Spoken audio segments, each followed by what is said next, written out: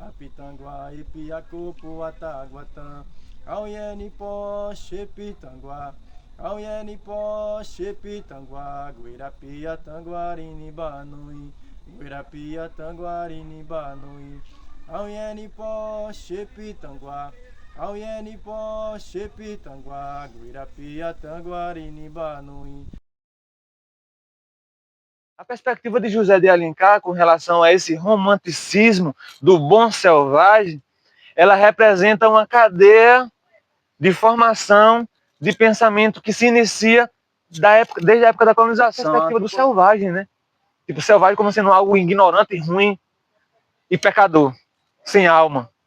Isso quando essa perspectiva construída, trouxe uma definição de que se nós éramos mal e que nós não tínhamos alma, quer dizer que a matança estava liberada. Então, no tempo de Darcy Ribeiro e no tempo de José de Alencar, dentro dessa perspectiva, elas foram essenciais. Só que como o tempo vai passando, essas perspectivas é necessário que elas fiquem para trás, né? E a gente observemos agora os comportamentos desses indígenas atualmente. E, inclusive, melhor ainda, que seja um indígena falando. Um indígena pesquisador, um indígena da literatura. A concepção de que nós somos ingênuos também constrói uma imagem de que nós somos manipuláveis.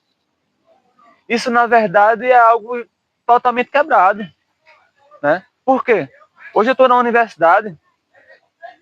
Que tipo de ingenuidade nesse sentido teria um indígena antropólogo? Será que é fácil manipular alguém que foi buscar um conhecimento, que está na universidade, mas que também passa esse conhecimento para as pessoas da sua aldeia, que constrói uma pedagogia para as crianças dentro da aldeia, para que elas se entendam como um guerreiro e que não se deixe manipular? Eu não vejo o nosso povo como sendo ingênuo de maneira alguma. Nós temos total consciência dos nossos atos, seja benefício, seja benéfico ou seja negativo da maneira como acontecer, e estamos o tempo inteiro buscando esse conhecimento. É um pouco complicado lidar com esse tipo de preconceito. A gente já está 525 anos da invasão colonial e isso já deveria ter acabado. Mas é complicado, mas eu aprendi a lidar com isso. Fui buscar conhecimento na universidade, justamente por isso, foi para lidar e saber como responder de uma maneira não agressiva a esses ditos, essas palavras, essas brincadeiras preconceituosas. E a partir dessas imposições, né, de maneiras de comportamentos que foram colocadas pela colonização, que oprimiram nossos ancestrais, se a partir disso eles dizem que nós agindo dessa maneira, eles dizem que nós estamos deixando de ser índio, eu diria o seguinte: que ótimo que estamos deixando de ser índio, porque nós nunca fomos índio. A concepção índio não foi uma concepção definida por nós. A concepção tabajara foi definida por nós. E dentro dessa concepção tabajara, existem maneiras de comportamento que vai se atualizando através dos séculos, né, de como que nós identificamos quem seria um tabajara, um guerreiro tabajara ou uma guerreira tabajara. No passado, esse inimigo, ele forçou parentes a lutar contra parentes, né? Com relação, para sobreviver, inclusive. Tabajara guerreou com os potibaras, né?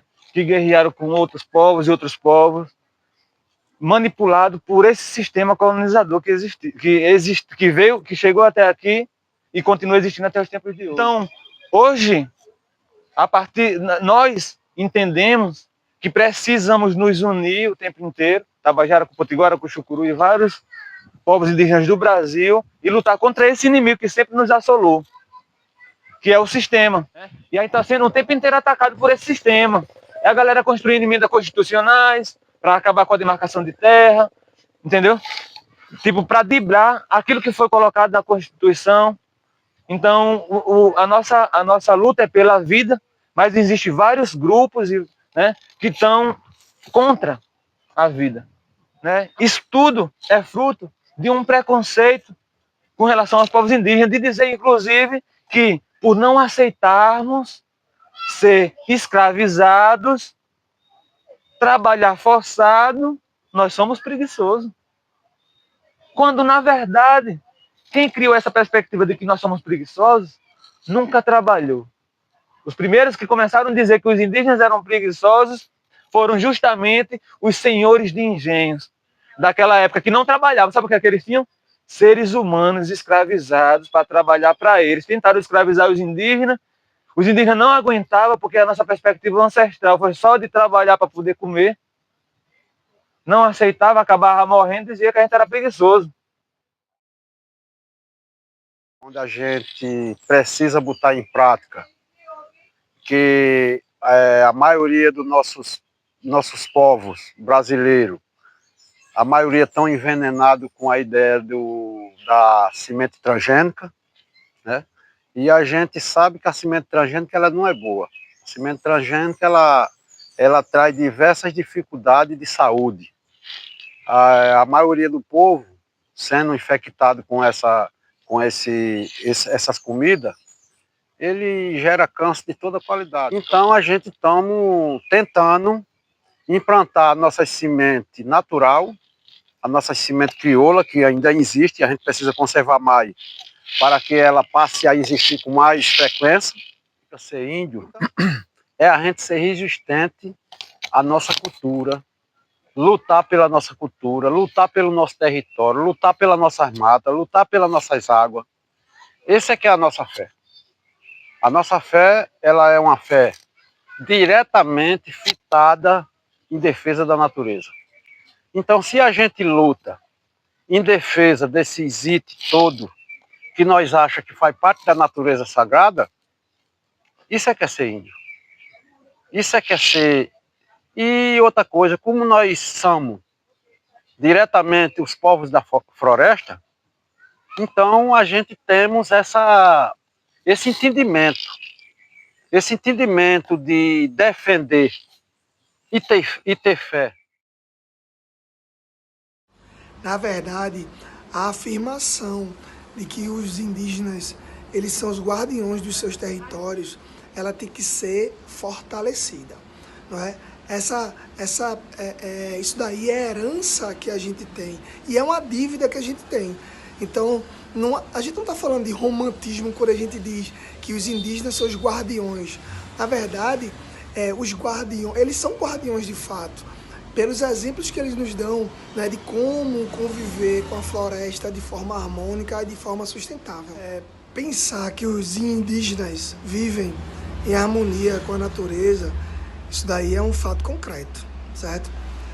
Desde muito tempos atrás, quando o Brasil, especificamente o Brasil, era habitado apenas por indígenas, eles viviam em harmonia, não é? Consumiam o que precisava ser consumido de recursos naturais, e a natureza ela tem a capacidade de suporte, né? Tem a capacidade de se restaurar, de se regenerar.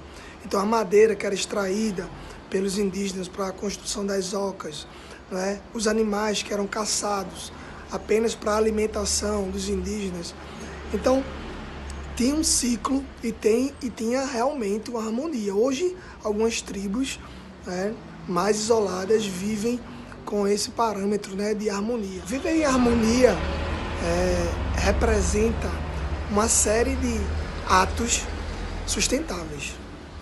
E aí os indígenas são experientes demais em conviver com a natureza e utilizar os recursos naturais, certo? De forma que cause, vamos dizer assim, o mínimo de impacto possível e dê certamente aí um tempo para regeneração natural na natureza. Exemplo, a caça para alimentação própria, a utilização de madeira, né? O plantio, né, de várias culturas para consumo próprio. Na verdade, a gente tem que saber diferenciar a história, certo? Os indígenas, lá atrás, 1500, eram povos que não sofriam influência direta, certo?